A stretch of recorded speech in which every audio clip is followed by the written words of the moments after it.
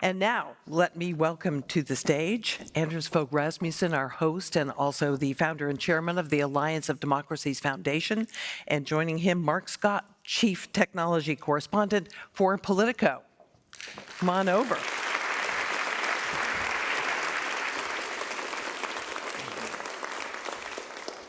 Both for being here today to talk about this big subject of technology. Anders, let me start with you.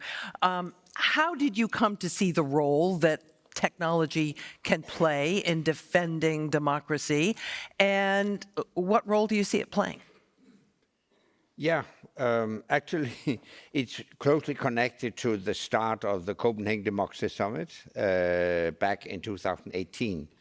I read an article in Foreign Affairs written by Joe Biden, who suggested to establish a commission like the commission the US had established to investigate the 9/11 attack. He said after the Russian intervention into the 2016 presidential election in the US, we need to investigate that. So he suggested an American commission.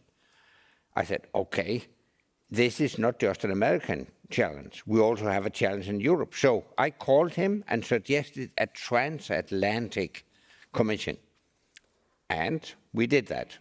He and I co-founded the Transatlantic Commission on Election Integrity, where you were a prominent member. Thank you. That was a start. And you may remember that back in 2019, you and Nick Clegg, who was also a member of the commission, had an appearance at stage, and Donald Trump, President Donald Trump, called in. Yes, and I interviewed President Donald Trump. Donald Trump.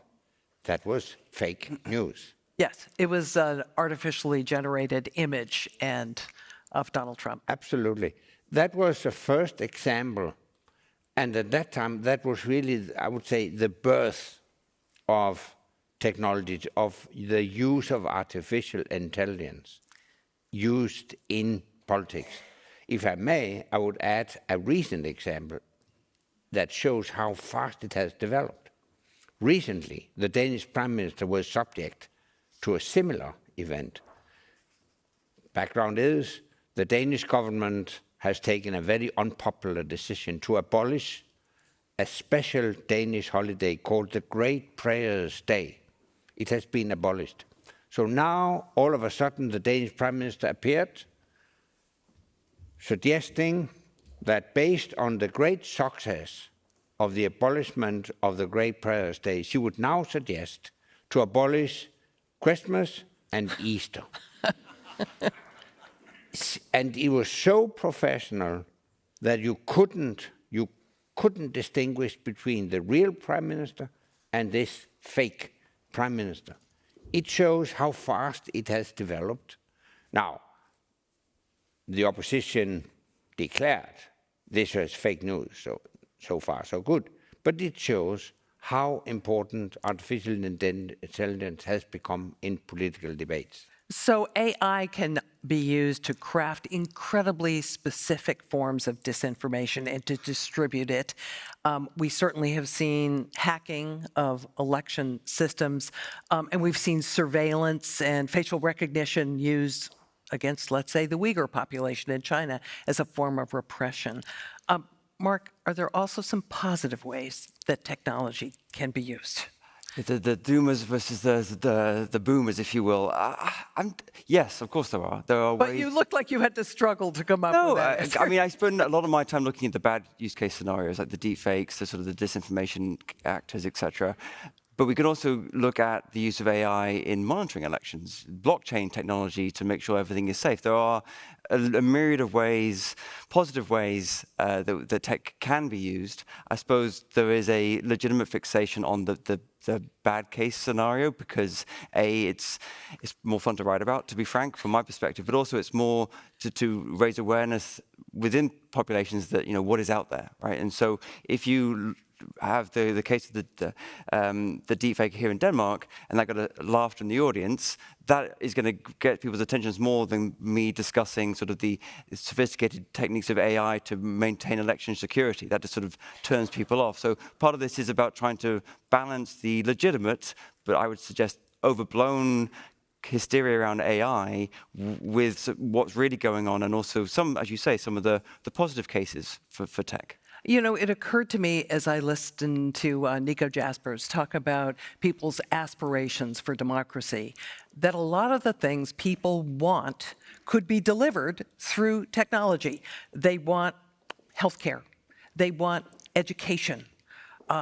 They want various kinds of citizen services. And technology can enable all of that, can't it, Anders? Yes, indeed, it can.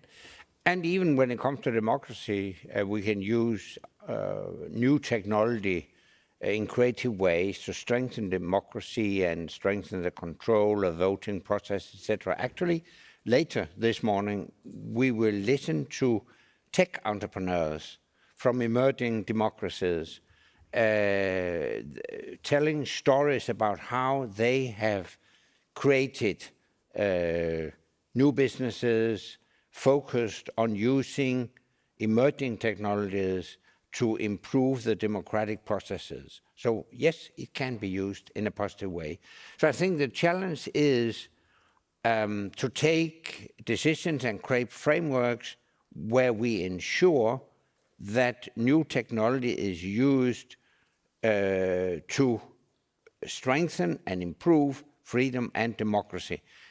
I would suggest that the idea to create an alliance of democracies could also be used to create a technological alliance of democracies to ensure that we, living in democracies, are the ones setting international norms and standards for the use of emerging technologies.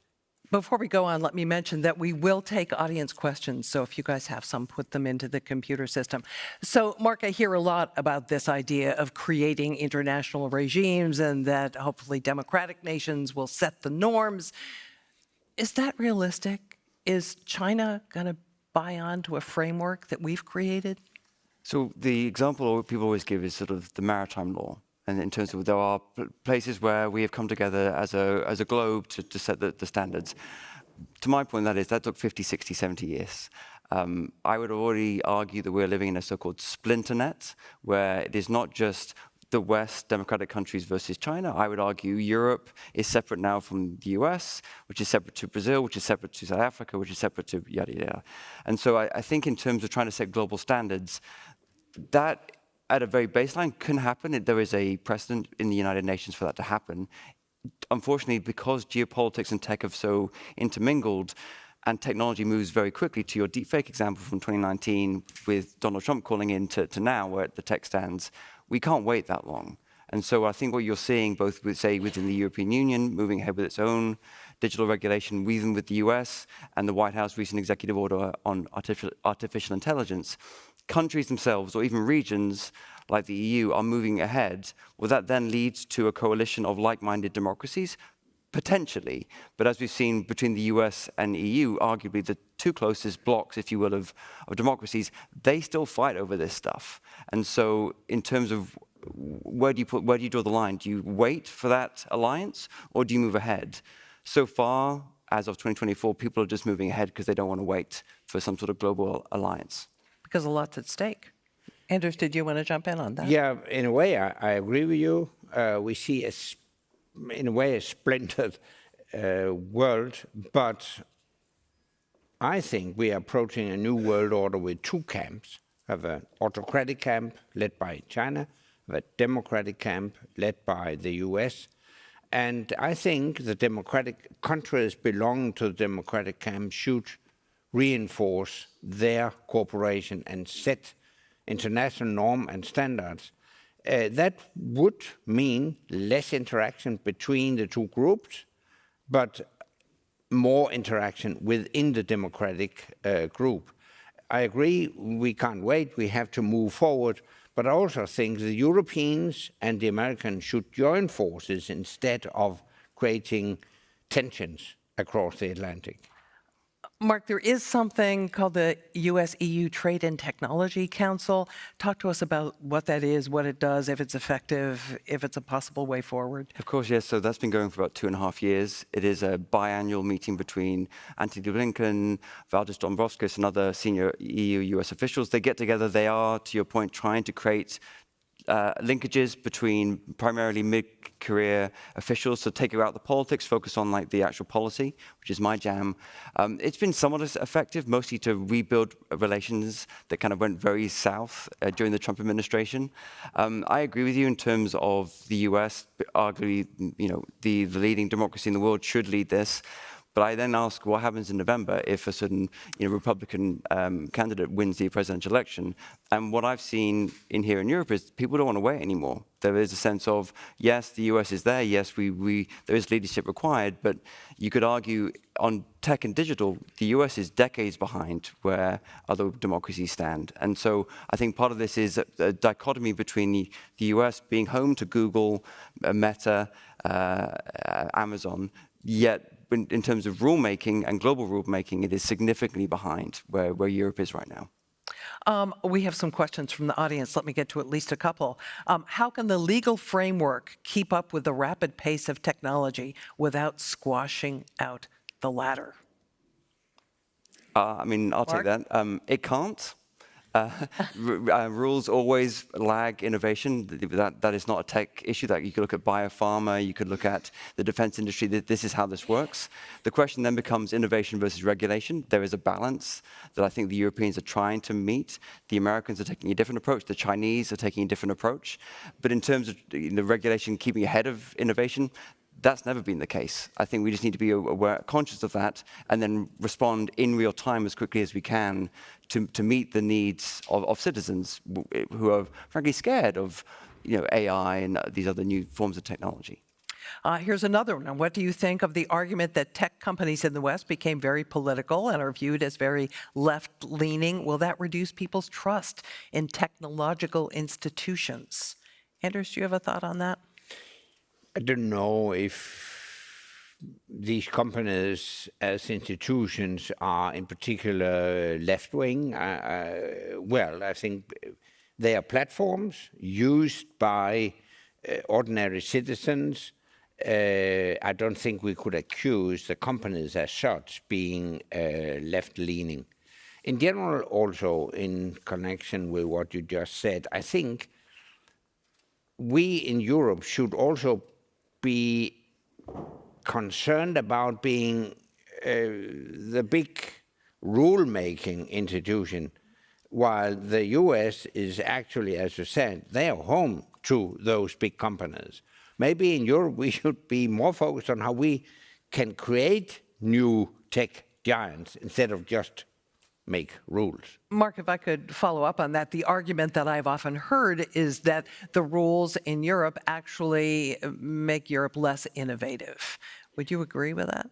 Yes, say the companies. I mean, the basic thing is, as much as of a Europhile I am, despite being British, the EU is not a single market. It is not a single market for digital services, let alone regular analog services. And so to suggest that you're going to compete against one singular state like the US with the financial capital and economic and technical resources is just unworkable. We have a German startup, a Finnish startup, a Danish startup, not a European startup. This is an issue that goes back 2 decades. I would argue Brussels has focused too much on creating the next set of rules without finishing the initial project, which is creating a single market from which you can then build the Google of Europe, if you will. That hasn't happened, and frankly, it's not going to happen with the rules we have now. So I can't let this session end without asking you about the state of the tech rivalry. Mark, if you were going to put money on it right now, who's going to win this? Is it going to be the West, or is it going to be China and its allies? So I'm not a China expert, so my knowledge is only from what I read and talk to officials about. I'm still betting on democracy. I mean, shocker, right? I think as much as we can discuss the capital that the Chinese government can put into resources, it doesn't have the flexibility that democracy inevitably has. And so I think, despite the tension we see between the US and Europe on many things, they are still very closely connected and allied. And so if I was going to bet, I look at all the Western tech companies, and not just American ones, who have gone global, and I look at the Chinese ones.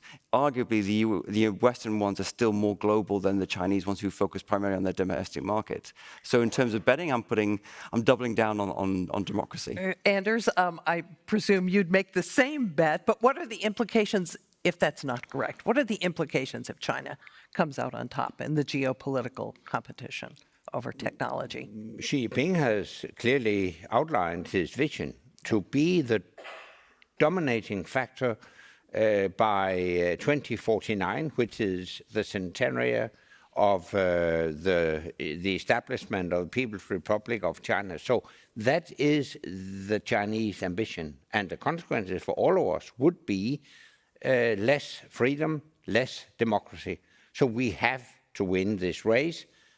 And I'm betting exactly the same. I think freedom and democracy will remain the strongest force in the world, so we will prevail, provided that we unite our forces into an alliance. Anders Fogh Rasmussen and Mark Scott, thank you both for joining us here today for this great discussion. Thank you.